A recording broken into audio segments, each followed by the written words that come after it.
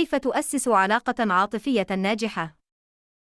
أهم ما يميز أي علاقة عاطفية ناجحة هو وجود النقاط المشتركة بين الشريكين، التي تجعل العلاقة مليئة بالحماسة واستكشاف الأشياء المفضلة معًا وتحقيق النمو الشخصي سويًا. مع ذلك، لكل علاقة عاطفية ناجحة أسرار وعوامل يتمسك بها الطرفان إلى جانب الحب الحقيقي لنجاح العلاقة وازدهارها. أهمها التي تجعل العلاقة مليئة بالحماسة واستكشاف الأشياء المفضلة معًا وتحقيق النمو الشخصي سويًا. مع ذلك، لكل علاقة عاطفية ناجحة أسرار وعوامل يتمسك بها الطرفان إلى جانب الحب الحقيقي لنجاح العلاقة وازدهارها.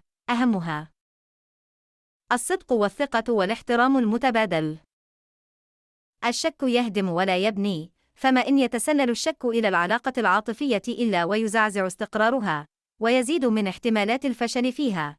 ولذلك، ومن أجل تعزيز علاقة عاطفية ناجحة ومستقرة، يجب أن يكون للثقة حضور قوي جدا في العلاقة.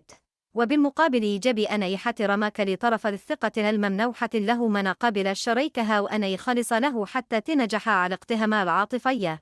لأن الخيانة من الأسباب المهمة التي تحول دون وجود علاقة عاطفية ناجحة. التركيز والاهتمام والتعاطف مع الشريك.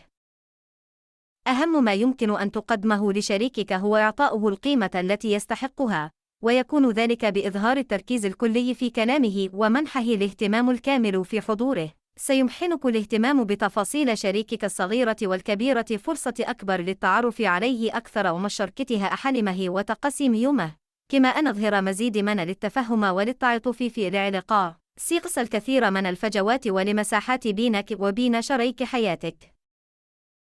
الصراحة والوضوح من البداية.